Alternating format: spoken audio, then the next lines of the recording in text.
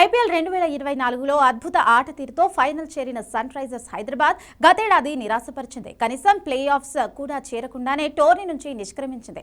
అయితే IPL 2026 mini వేలంలోనూ ఆ జట్టు ఆశించిన స్థాయిలో జట్టు కూర్పును సెట్ చేసుకోలేకపోయిందని మాజీ క్రికెటర్లు అభిప్రాయపడుతున్నారు. ముఖ్యంగా ఆ జట్టు బౌలింగ్ బలహీనంగా కనిపిస్తోందని, ప్యాట్ కమిన్స్ గాయంతో దూరం కావడంతో సమస్య మరింత తీవ్రమైందని పేర్కొంటున్నారు. తాజాగా ఆకాష్ చోప్రా సైతం ఇదే అభిప్రాయాన్ని వ్యక్తం చేశాడు. ప్రస్తుతం ప్యాట్ కమిన్స్ లేకపోవడంతో ఆ జట్టు బౌలింగ్ బలహీనంగా మారిపోయిందని పేర్కొన్నాడు. ఇలాంటి బౌలింగ్ తో సన్ రైజర్స్ హైదరాబాద్ ఐపీఎల్ 2026లో తొలుత బ్యాటింగ్ చేసినా గెలుస్తుందనే నమ్మకం లేదని వ్యాఖ్యానించాడు. బ్యాటింగ్ బలంగా ఉన్నా బౌలింగ్ బలహీనంగా ఉందని పేర్కొన్నాడు. సన్ రైజర్స్ బ్యాటర్లు 250 పరుగులు చేస్తే బౌలర్లు కూడా 250 పరుగులు సమర్పించుకుంటున్నారని వ్యంగ్యాస్త్రాలు సంధించాడు. హర్షల్ పటేల్, జయదేవ్ ఉనాద్కత్కు మాత్రమే అనుభవం ఉందన్నాడు. ఈ బలహీనమైన బౌలింగ్ లైనప్ తో సన్ రైజర్స్ ఎలా మేనేజ్ చేస్తుందో అర్థం కావడం లేదన్నాడు. ఒకవేళ బ్యాటర్లు 250 పరుగులు చేసినా బౌలర్లు ఆ లక్ష్యాన్ని కాపాడలేరని ఆకాష్ చోప్రా చెప్పుకొచ్చాడు.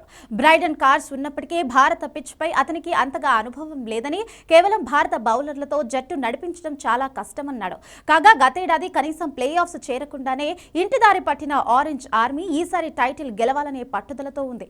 ఇప్పటికే తమ హోమ్ గ్రౌండ్ లో ప్రాక్టీస్ మొదలుపెట్టింది. అయితే ఈ సీజన్ ఆరంభ మ్యాచ్లకు కెప్టెన్ ప్యాట్ కమిన్స్ దూరమయ్యాడు. మోకాలి గాయంతో బాధపడుతున్న అతను సెకండ్ హాఫ్ లీగ్ కు అందుబాటులో ఉండే అవకాశం ఉంది. కమిన్స్ గైర్హాజరీలో ఈశాన్ కిషన్ ను తాత్కాలిక సారథిగా ఎంపిక చేశారు. Sri Lanka pacer Eshan Malinga, Australia pace allrounder Jack Edwards కూడా గాయం కారణంగా టోర్నీ నుంచి తప్పుకోనున్నారు. దాంతో సన్ రైజర్స్ బౌలింగ్ బలహీనంగా మారింది.